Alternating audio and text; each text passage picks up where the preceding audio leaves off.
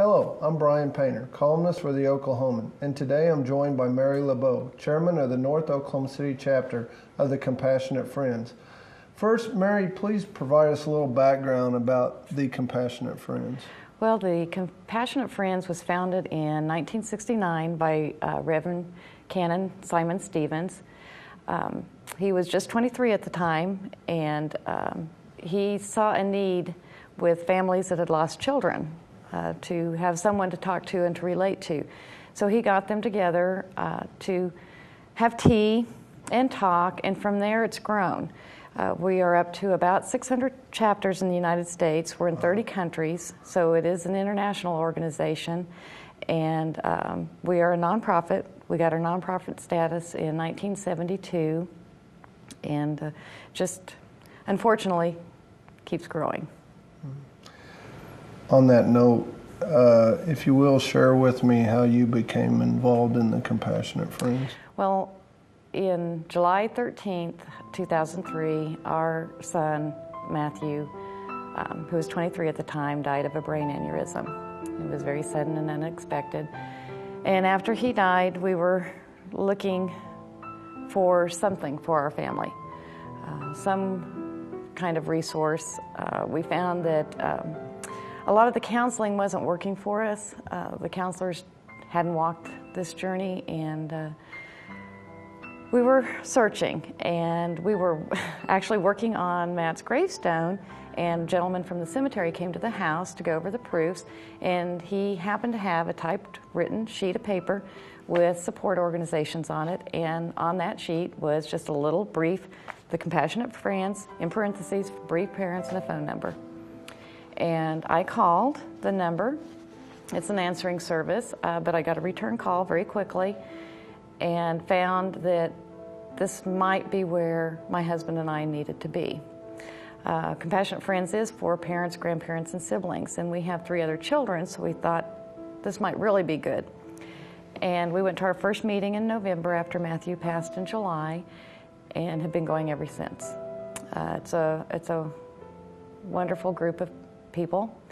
We walked in the room and we're crying and we hear laughter, and it was okay. It was okay. We thought, these people know what we're going through. Maybe someday we'll have laughter in our home again. So that's how we found them. And that's kind of my passion now, is to get some outreach to families that we're around and we are available, because it was a little hard to find.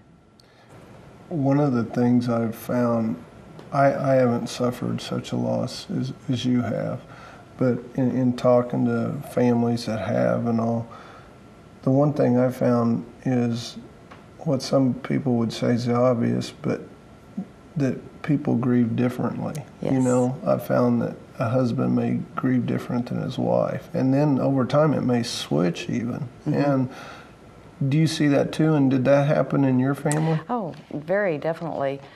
My husband is very quiet and reserved, and it was difficult for him because Matt worked for him as well. So he had no place in this world that he could go without some reminder of Matt. And so he's very different than I am. I'm out there with it. I cried, I raged, I railed, I shopped. I spent money. I was good at that. Anything to try to stop the pain. The kids, they each one handled it very, very differently. And you need to find a place that tells you it's okay. It's okay to grieve differently, and give the permission for the rest of them to grieve as they need to grieve. I learned very early that I needed to learn to stay in the moment. And whatever that moment may be, if it was a moment of joy, like my son got married, I stayed in that happy moment. Or if it's a Matt moment, I needed to allow myself to have that. But you also need to allow the other family members, friends, to have their moments as well. And you can only take care of yourself I think in any grief, but in this type of grief, it is too face-to-face. You have to work it until it becomes heart-to-heart, and it's very difficult, and it takes a long time. If someone, is watching this and, that they've suffered such a loss, tell me why. Why should they give you a call, or why should they come to your website? The Compassionate Friends is a very loving, caring organization. It doesn't matter what race, what religion. We're all families that have lost a child, a sibling, or a grandchild. We all have suffered this pain. We're a group of people that will welcome you with a hug. You can cry. You can say the crazy things that you think in a safe environment where it's okay. There are things that I have said that I have raised eyebrows and people have gotten a little excited with me. And when you get down to it, all I'm really saying is I want the pain to stop. And we're just a very safe, loving place, and a place that you get to share about your child. Bereavement in this country and probably everywhere is, jobs, you get 3 days.